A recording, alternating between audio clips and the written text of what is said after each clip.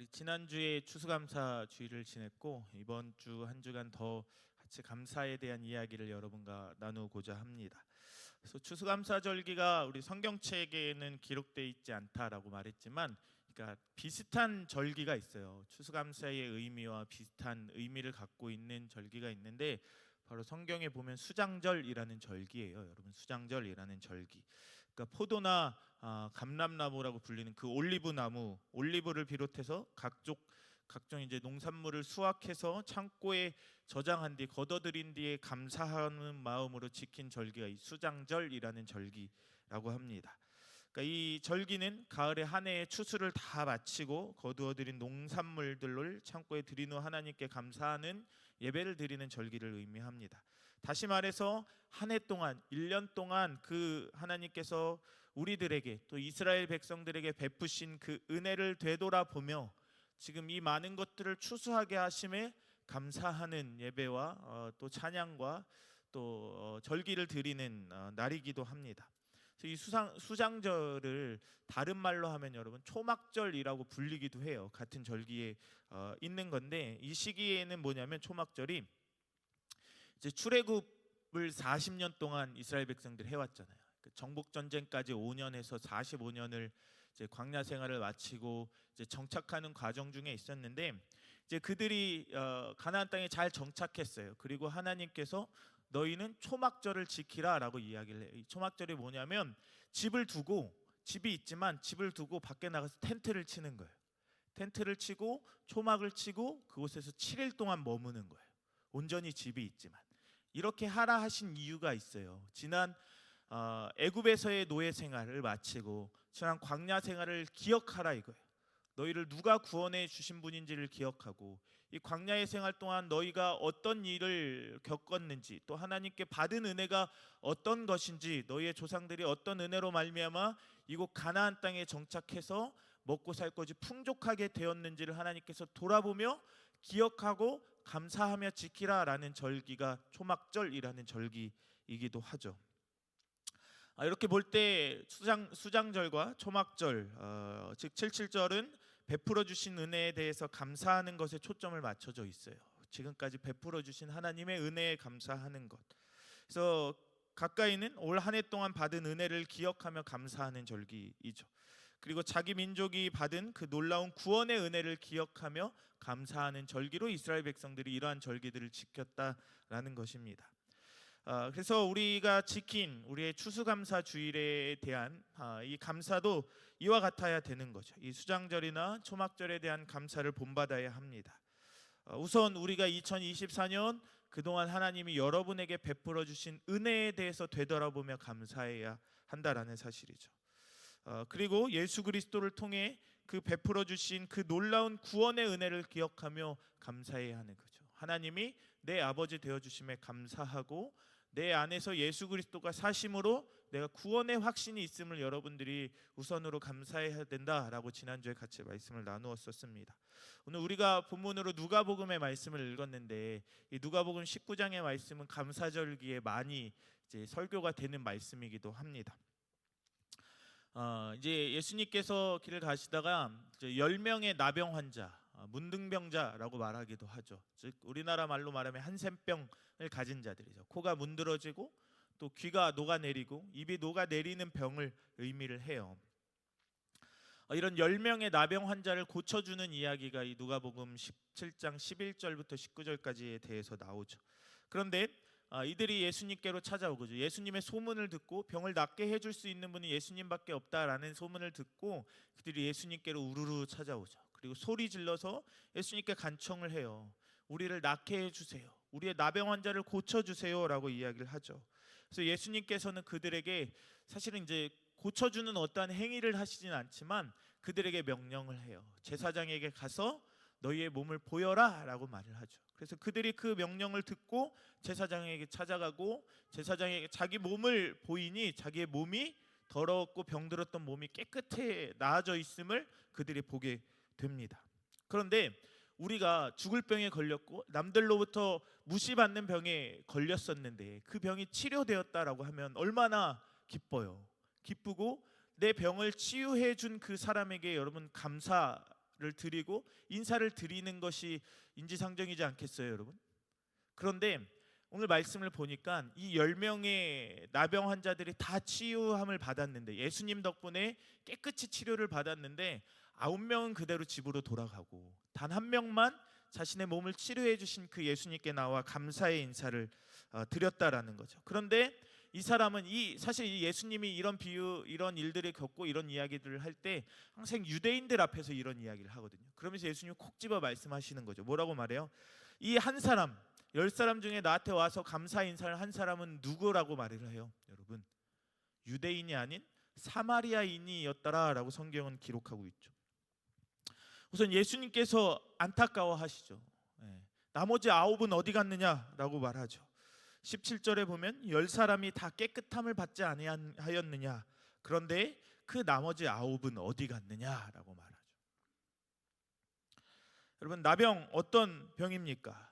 아까 말한 대로 그런 육체적인 질병을 갖고 있었어요. 그런데 성경적으로 이 병을 살펴보면 여러분, 나병 환자는 율법으로 부정하다라는 규정을 받는 거예요. 그러니까 죄인과 동일시 여겼던 것이 나병 환자들인 거죠. 죄를 짓지 않았어도 나병을 가진 것만으로 뭐예요? 죄로 인해서 하나님의 심판을 받았다라고 여겨진 사람들이에요. 그래서 거룩한 사람들과 깨끗한 사람들과 함께 지내지 못했어요. 자신의 사랑하는 가족들과도 함께 지내지 못했어요. 그래서 마을에 있는 성 밖으로 이들이 쫓겨내져서 그들끼리만 어렵게 그 나병 환자들끼리만 모여서 사는 그런 문화가 이제 유대 문화였죠.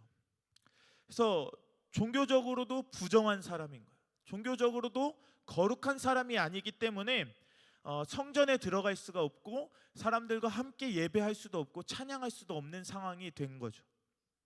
제사도 드릴 수도 없고 절기나 각종 종교적인 모임에도 참여할 수 없게 되었습니다. 그뿐 아니라 방금 얘기했던 것처럼 사회적으로 격리되어 있어요. 사실 이제 이 나병 환자가 지금은 전염성이 없다라고 이제 의학계에서는 이야기를 하는데, 그 당시는 이걸 전염병이다라고 생각을 했어요. 그래서 전염을 우려한 나머지 마을 밖 동굴이나 별도의 격리된 장소에 이들이 머물러야 했죠. 그래서 정상적인 사회생활을 할 수 없을 뿐만이 아니라 사랑하던 가족, 내 아내, 내 아들, 내 딸, 내 어머니도 볼 수 없는 상황이 이들의 인생이었습니다. 이러던 사람들이 여러분 치유함을 받은 거예요. 이러던 사람들이 깨끗이 나음을 받은 거예요. 병의 고통으로부터 해방된 것은 물론입니다. 그리고 이제 그토록 사랑하던 그들의 가족의 품으로 이들이 돌아갈 수 있게 된 것입니다. 정상적인 사회생활도 할 수 있게 되었고 또 성전에 가서 마음껏 하나님을 찬양할 수 있게 되기도 했습니다. 얼마나 감사한 일입니까? 마땅히 감사해야 되지 않겠습니까? 그런데 이런 놀라운 은혜를 받고서도 10명 중 9명은 감사하지 않고 그냥 자기 길로 돌아갔다라는 거죠. 자신의 병이 누구로부터 왜 치료받았는지 이제 더 이상 궁금해하지 않아요.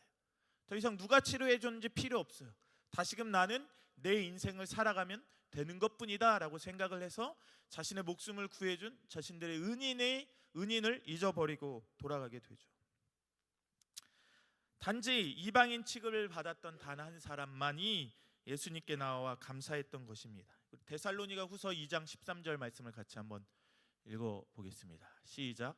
주께서 사랑하시는 형제들아, 우리가 항상 너희에 관하여 마땅히 하나님께 감사할 것은 하나님이 처음부터 너희를 택하사 성령의 거룩하게 하심과 진리를 믿음으로 구원을 받게 하심이니. 아멘. 우리 감사할 것은 바로 구원이다 라고 바울은 이야기를 하죠. 바울은 데살로니가 교인들에게 구원받은 것을 늘 감사했다라고 말하고 있어요. 그리고 그것을 감사하는 일은 우리에게 마땅하다라고 말하죠. 죽을 수밖에 없는 죄인, 사형 선고받은 우리가 새로운 생명을 얻었음에 날마다 감사할 수밖에 없는 일이다라고 이야기를 합니다. 죄로 죽을 수밖에 없던 사람들이 값없이 죄사함을 받았으니 감사하는 일은 마땅하다. 배운 사람으로선 당연히 감사할 수밖에 없는 상황들이어야 한다라는 거죠. 이와 같이 우리의 삶도 마찬가지예요, 여러분. 우리에게 마땅히 감사해야 될 것들이 있어요. 그러니까 우리 찬양의 가사를 적으면서 여러 가지 여러분들이 감사해야 될 제목들을 함께 나누었는데 물론 중요합니다. 처럼 여러분들이 이 땅에 살면서 느끼게 되고 경험하는 은혜에 대해서 감사하는 것이 중요합니다. 그러나 그것보다는 무엇보다도 우리를 택하시고 구원해 주신 것에 대한 감사가 늘 우선이 되어야 한다라는 사실입니다. 그리고 우리를 오늘까지 인도하시고 늘 날마다 우리의 기도에 응답해 주신 그 하나님께 여러분 감사해야 해요. 그런데 과연 여러분 우리가 이렇게 마땅히 감사해야 할 것에 늘 감사하고 있느냐라는 거죠. 10명의 나병 환자들 가운데 9명처럼 마땅히 감사해야 할 것을 감사하지 못하고 살고 있지는 않아요. 대부분의 사람들이 9명의 사람에 속하지 않을까라는 생각도 듭니다.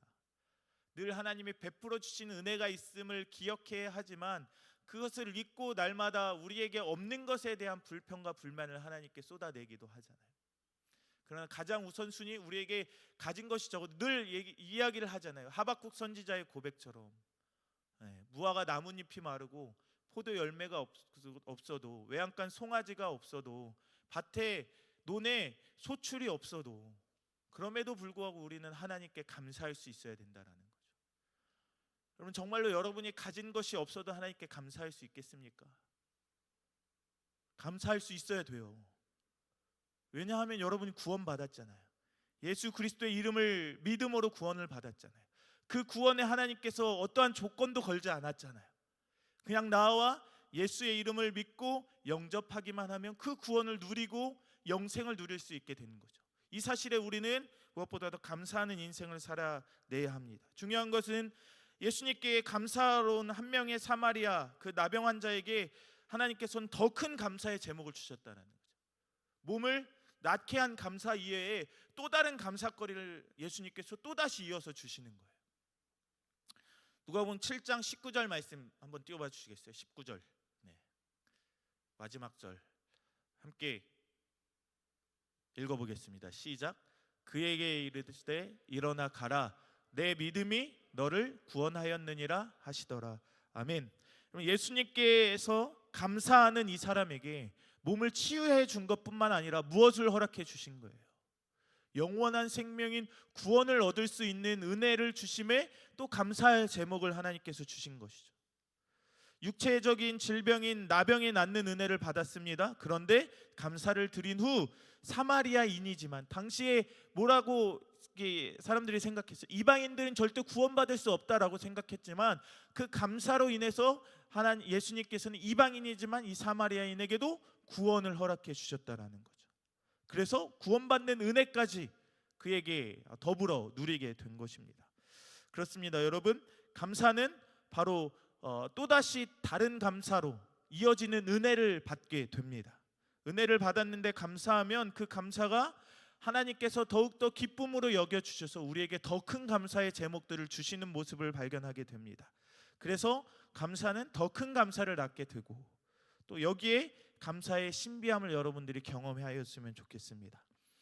그럼 말씀을 마치려고 합니다. 우리 엎드린 공동체 여러분, 이처럼 이 한 명의 나병 환자의 사마리아인 나병 환자처럼 늘 감사할 수 있는 은혜가 여러분에게 있기를 소망합니다.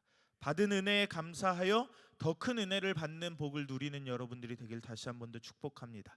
감사하고 더 큰 감사를 할 수 있는 복을 누리고 날마다 하나님께 나와 감사의 제목을 올려드리고 오늘 하루도 하나님과 동행할 수 있음에 감사하고 예수의 이름으로 승리할 수 있음에 감사하고 또 예수의 이름으로 우리가 이 세상을 넉넉히 이기며 살 수 있음에 감사하고 어려운 순간마다 예수의 이름으로 위로받고 견딜 수 있는 은혜에 감사할 수 있는 여러분이 되기를 다시 한 번 더 축복합니다.